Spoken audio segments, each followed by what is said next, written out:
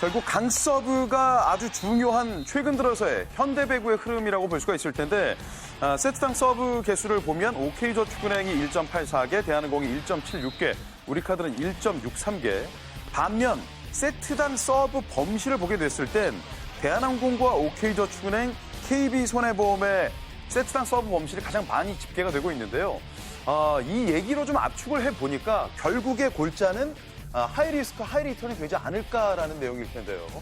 물론 강한 서브가 좋은 점도 있겠습니다만 강한 서브라고 해서 무조건 다 좋은 것이다. 이렇게 얘기하기는 좀 어렵지 않을까요, 이성열 의원? 물론 이제 서브가 강해서 뭐 계속적으로 범실 없이만 들어온다면 예. 서브로서 그냥 경기를 끝낼 수가 있지만은 그게 또 그 강한 만큼 범실이 많아질 수밖에 없거든요. 예.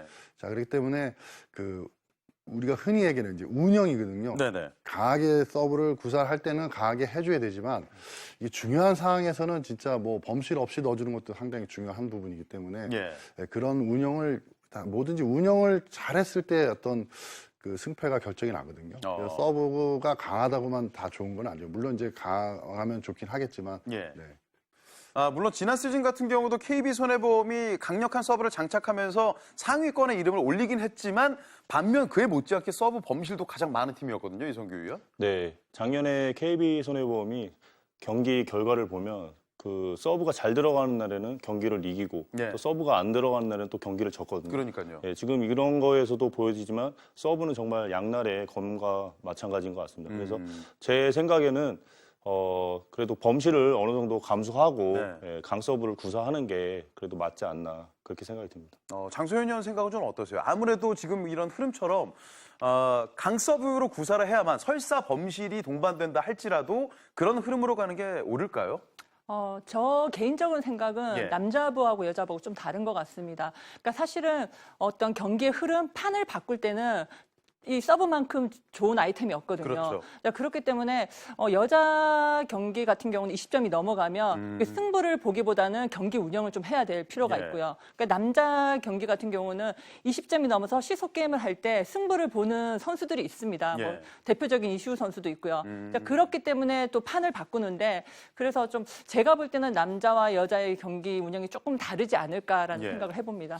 제가 보는 견해에서는 우리가 이제 흔히 강한 서브라 그러면 세게만 때리면은 강하다고 생각하기 때문에 예. 그 범실이 많은데 사실 강한 게 중요한 게 아니라 그 득점을 낼 수 있는 서브가 강한 서브거든요. 코스도 그렇죠. 그래서 중요할까요? 저는 어느 정도 스피드가 붙으면 강한 것보다는 코스가 중요하다고 생각해요. 근데 우리나라 선수들이 이제 외국인 선수가 와서 강하게 서브를 때리다 보니까 아무래도 이제 팬들이 또 열광을 해주고 그럼요. 그러니까 너무 센 거에만 빠져 있으면 안 되고 정말 효과적인 서브를 넣을 수 있는 게 진정한 강한 서브가 아닌가 이렇게 생각이 듭니다. 사실 상대방의 리시브 라인과 로테이션 상황을 봤을 때 가장 취약한 포지션이 발생하기 마련이잖아요. 네.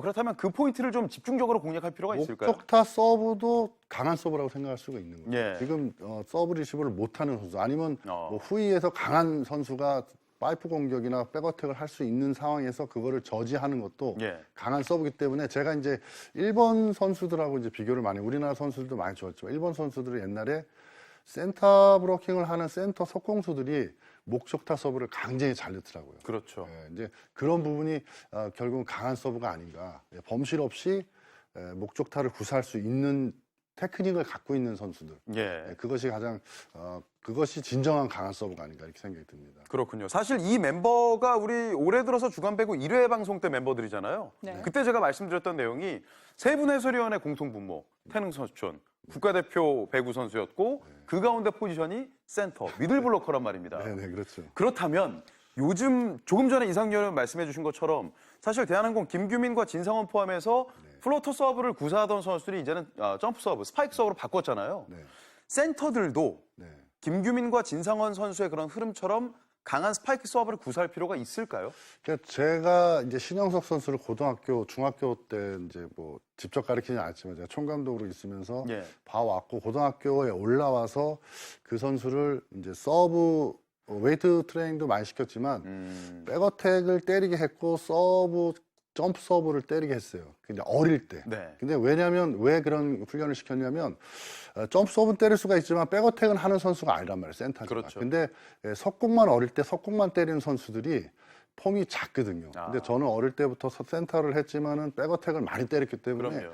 다양한 공격을 할 수가 있어서 그래서 신영석 선수한테 제가 흔히 얘기하는 100kg 들면 50kg를 들 수 있지만 맨날 50kg만 들면 60kg, 70kg를 못 드는 선수가 되니 아. 늘 폼이 크고 파워 있는 공격을 하려면 백어택이나 점프 서브를 때려야 되는데 예. 지금 대한항공의 김규민 선수나 진상훈 선수는 이제 고등학교, 대학교 때 그런 서브를 구사를 안 했던 선수가 네네. 이제 프로에 와서 이제 하려다 보니까 잘하는 날, 컨디션이 좋은 날은 정말 서브 범실 없이 잘해서 그렇죠. 팀을 잘 이끌어 가는데 이게 이제 잘 안 되는 날, 이게 서브 범실이 많다 보니까 이제 이게 어려움이 빠질 수가 있는데 그렇다고 해서 대한항공이 그러면 서브를 바꿔야 되느냐 센터들이 그건 아닌 것 같아요. 어차피 대한항공이 1라운드에서 2패를 했지만 예. 저는 그냥 그게 크게 이슈가 되는 건 아니고 난리 나긴 대한항공 우승팀인 줄 알았더니 왜 이러지?